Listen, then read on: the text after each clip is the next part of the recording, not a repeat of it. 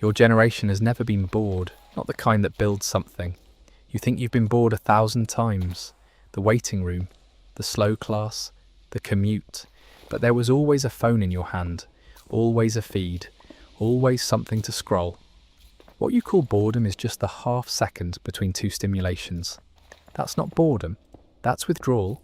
Real boredom is a state. It has a shape, it has a job, and you've spent your whole life avoiding it, without ever realizing it was the thing you needed most. Here's the difference. Real boredom is what happens when your brain runs out of inputs and starts generating its own. It feels uncomfortable at first, restless, itchy, like your skin doesn't fit.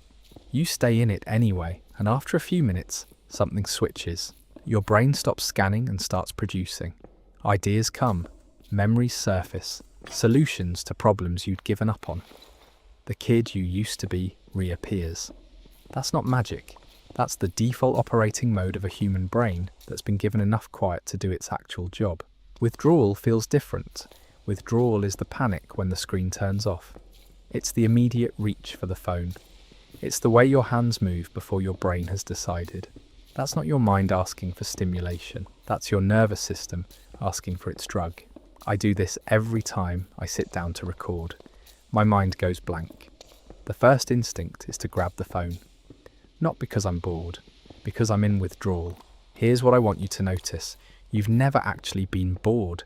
You've only ever been understimulated. There's a difference. Understimulation is a 5-second gap between dopamine hits. Boredom is what would happen if you went 30 minutes without one. You don't know what your brain does at minute 15. Most people your age have never tested it. Every time I've sat down to write this channel and felt nothing, that wasn't writer's block. That was a brain that had been trained to expect input every 6 seconds, suddenly being asked to make its own. It always starts blank. Always. And every time, I've reached for the phone before the blank had a chance to turn into anything. The ideas I've missed sitting in 20 minutes of real silence. I'll never know what they were. You won't know yours either. Until you stop quitting before minute 10. And here's the cost. Everything you say you want to build requires the state you've never been in. Focus, patience, creativity, the ability to sit with a hard problem until it cracks. The ability to know what you actually think, instead of what the algorithm trained you to think. The ability to start a hobby and stay with it long enough to be good at it. The ability to have one thought, follow it, and arrive somewhere you didn't expect. None of that gets built in a 6-second attention loop. All of it gets built in the silence you keep escaping. You wonder why nothing sticks, why you can't focus, why the things that used to interest you now feel flat. It's not depression.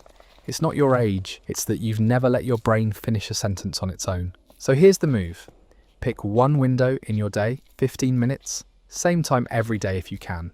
Phone in another room, not face down, not on silent. Another room.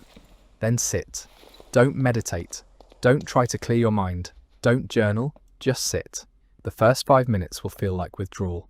Your hands will look for the phone. Your brain will tell you you're wasting time. Don't move.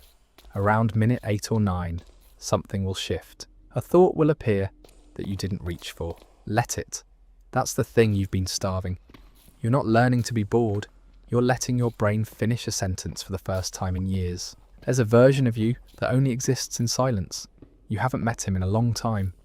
He has thoughts you've never heard. Ideas you've never been quiet enough to receive. Things to tell you about who you are and what you want. He's been waiting. The phone is in your hand. He's never going to talk over it. Put it down. Let him speak. He has more to say than you remember.